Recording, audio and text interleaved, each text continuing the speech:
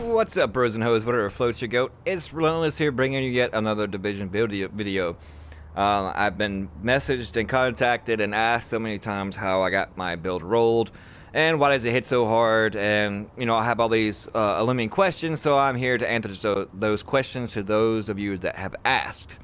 Now, you'll find two links to two separate videos in the description below. They were just recently uploaded yesterday and today.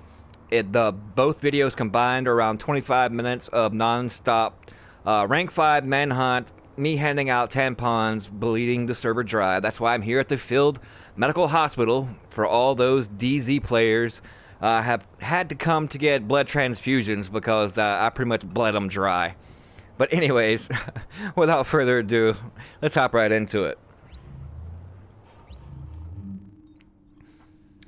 421k DPS, which is, we all know DPS is just a fictitious number. You can raise that just by putting accuracy and whatnot on it, but we don't do that here. 617k toughness and minimal skill power. Now, starting with the weapons first, we're utilizing the house with a vicious, deadly, and card counter. For those that were asking why was I running overdose instead of booster shot, because I can pop overdose and have an effective overheal, so that way my vicious talent is active longer, because as you can see, create chances increased by 10% while having more than 2 segments of health. So to actually compete and me being dumb sometimes and choose to face tank these nomad builds, that overheal and popping it and bleeding their 9 lives out continuously, so by having an overdose actually helps by having this talent on my house, the vicious talent. I have other houses, as you can see. This one's swift and deadly, and this one is more of a PvE thing with destructive and sustained. I'm looking for better ones with a better talent other than vicious, but I'm utilizing it nonetheless since it's all that I had right now. And when it comes to pred, you want to hit those 10 bullets as fast and as hard as possible.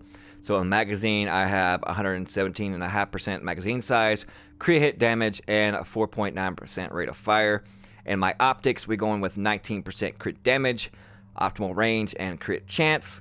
In the muzzle, we have the loud vent break with 19% crit hit damage, 2.5% crit chance, and stability. And the underbarrel, 19% crit hit damage, reload speed, and stability. On my secondary house, it's basically the same setup with crit hit damage, rate of fire, and stacked as much crit chance and as much crit damage as possible. Now, before we go on to the gear, if you actually want to see the stats, 56.5% crit hit chance and 127% crit hit damage with 50% headshot damage.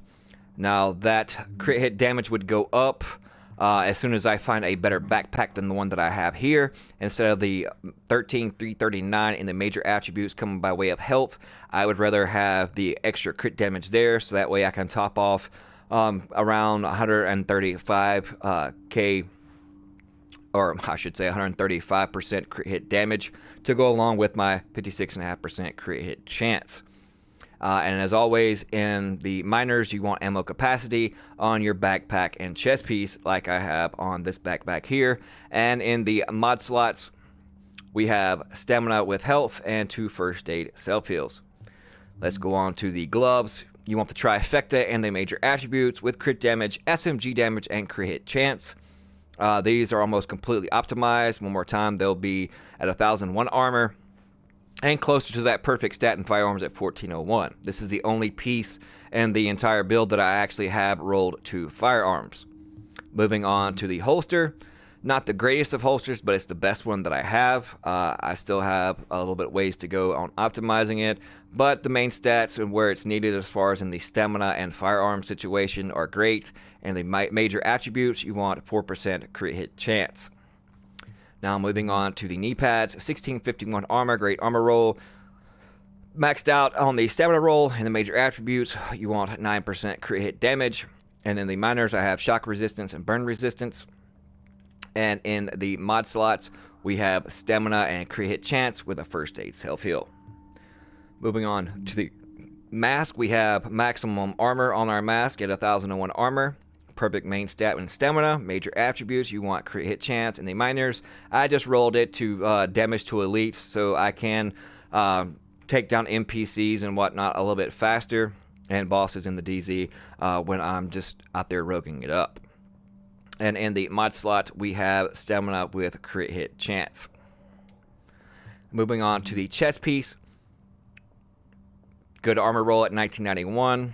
I think that was the year I was in middle school, but that just tells you how old I am.